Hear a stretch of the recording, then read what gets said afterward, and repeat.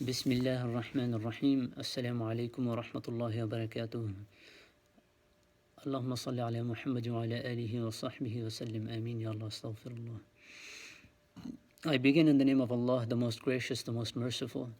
I would like to send salutations of peace and blessings upon Prophet Muhammad, his companions and his family and his followers, and peace be upon all of you and the mercy of Allah and his blessings. First of all, I would like to begin by praying for all of the victims, not only in this London attack, but also in previous attacks, and wherever there may be suffering in the world, wherever there may be people who are facing hardship. We pray for them. May Allah grant them ease, may Allah grant them mercy, and may Allah grant them patience, and especially to the victims of atrocities and attacks such as these. And also the victims every day in Syria and in Yemen, in Egypt, in Myanmar, in many, many places of the world that I'm not even aware of. May Allah grant mercy to them and blessings and peace and patience to them as they are going through a hard time. I would like to talk about this whole pattern of an attack taking place and then an apology, an attack, an apology. And I would like to say this can get old. However, I do not wish by saying this to mean any disrespect towards the victims themselves. Once again, they are in our thoughts and prayers. The reason I bring up this issue is that I have to ask, when these attacks take place, even if in some cases they take place in the name of religion itself, should I feel personally responsible for something that happens, for something which is out of my control, for something which I would not condone, and for something which, to the best of my knowledge, my religion does not condone, even if it is done in the name of this religion? Should I feel responsible for it? Is it appropriate for me to apologize for an attack that somebody else propagated? And I do not feel that it is appropriate that I should feel this kind of responsibility. I do not mind explaining to people about Islam. I do not mind sharing knowledge, but should I feel responsible for atrocities when other people have done them? I do not believe that is correct. And once again, we have spoken in the past about how the label Islamic is used inappropriately in the media, and that these groups, whether it be the un-Islamic State, whether it be Boko Haram, Al-Shabaab, whoever it is, let us remind ourselves, these groups are known. They are known not for their piety and their righteousness, not for their strict following of Islam, not for their sincere following of Islam. They are known for killings, murders, rapes, abductions, kidnapping girls and forcing them into an ideology, against their will. And none of this has any support in Islam. None of this can be condoned. So let us be aware of that, and that it is inappropriate to call them Islamic. If you must link them to Islam, yes, they do have a relation to Islam, and that is that they are un-Islamic. This is the word that I would recommend. This is the word that the news media should be using, that these groups are un-Islamic. They may claim to be Islamic, fine. They may have that claim. They have the right to claim. Okay, fine, you can claim what you want to claim. But in reality, if you talk to any Islamic scholars, if you talk to any practicing Muslims, I'm sorry, my religion does not encourage these kind of acts. And once again, attack, apology. Attack, apology.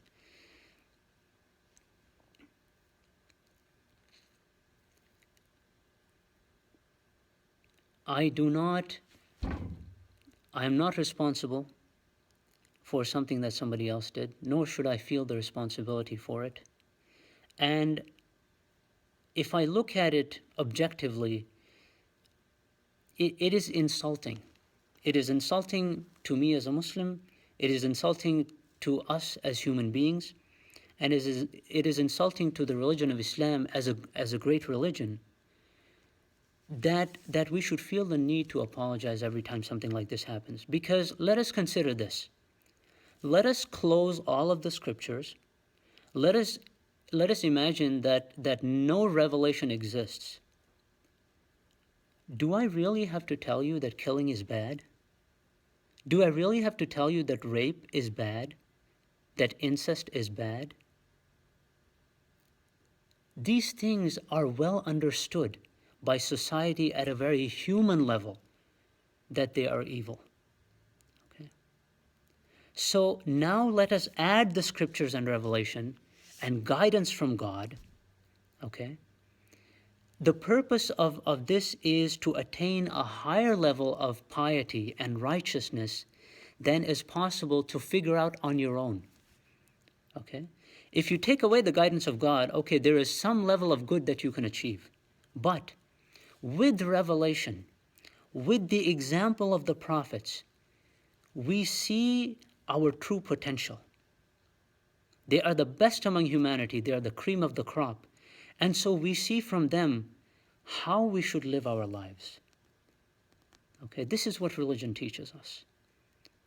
And so now with the guidance of God and with the example of the prophets, now to be told, your religion is actually teaching to kill, is teaching to be unjust, teaching to commit wrong, this is truly insulting. Because this is the narrative that we hear in the media. Is there's this idea that, you know what, ordinary people who may not pay any attention to religion, okay, they are at a certain level. Okay, they have some good in them.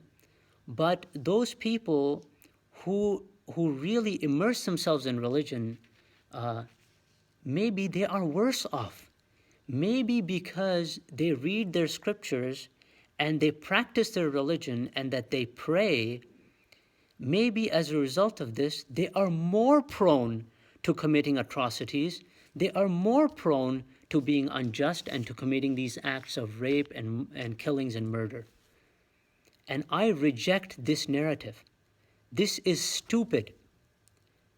This is a ridiculous narrative, and this must be pointed out.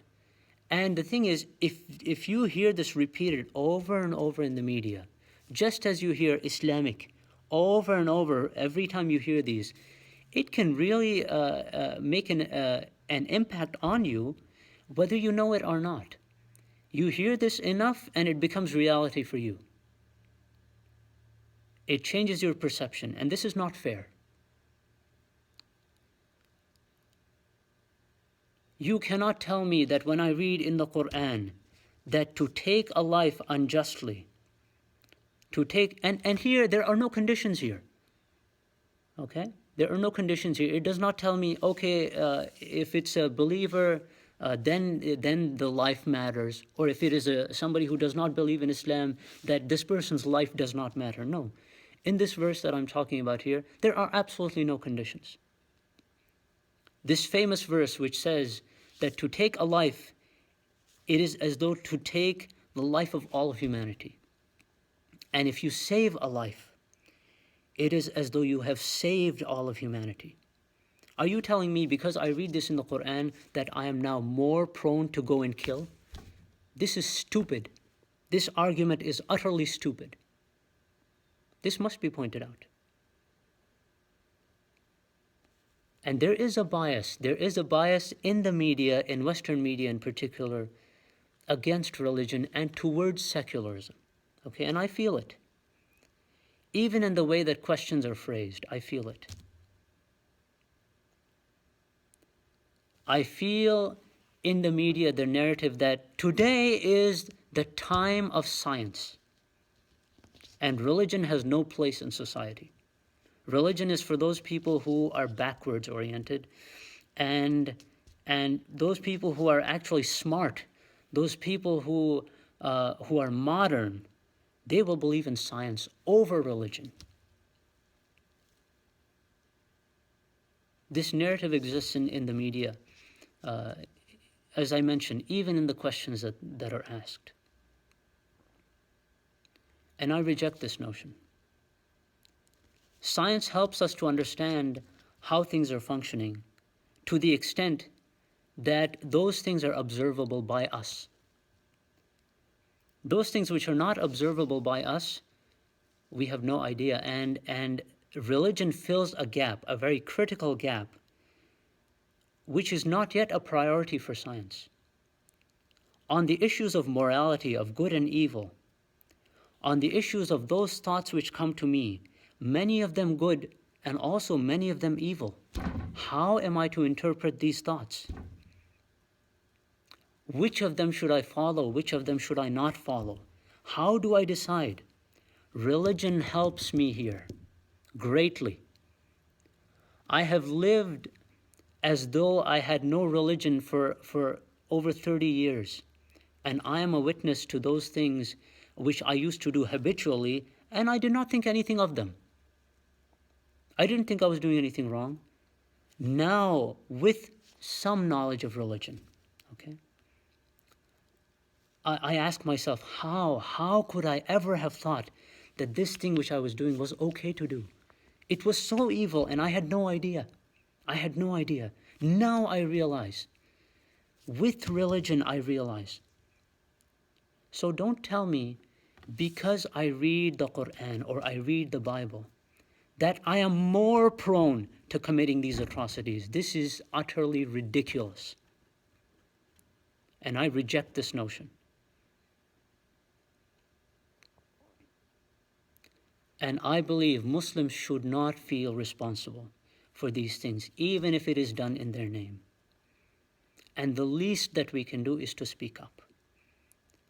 And I would ask people for understanding and for patience, and also that you investigate.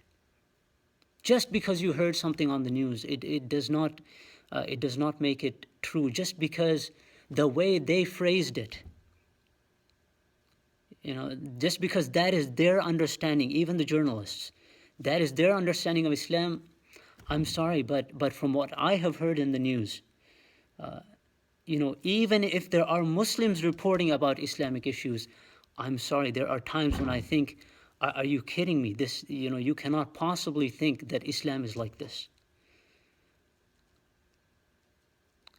So thank you so much for joining me, and I hope Allah can help us as society, as a community of different faiths and different languages, different ethnicities, people coming from different countries. We as humanity, we are meant to be different. We are meant to be speaking different languages. We are meant to look different, to have different skins, different colors of skin. We are meant to have these differences. And not only are we meant to have these differences, but we are meant to not only survive, but to thrive with our differences and to cherish one another with our differences. Our differences, just because I am Muslim, just because I come from India, it does not make me better than you, and just because you have this skin color or that, it does not make you better than me. Let us learn from one another, and let us treat one another with respect. What I am hearing about my religion in the media, I doubt you would want to hear about your religion in the same way. So do not be supportive of this kind of a narrative.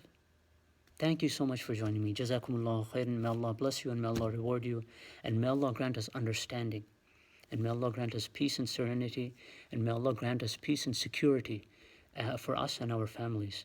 all over the world. Jazakumullahu khairan. Assalamu alaikum wa rahmatullahi wa barakatuh. Peace be upon you and the mercy of Allah and His blessings.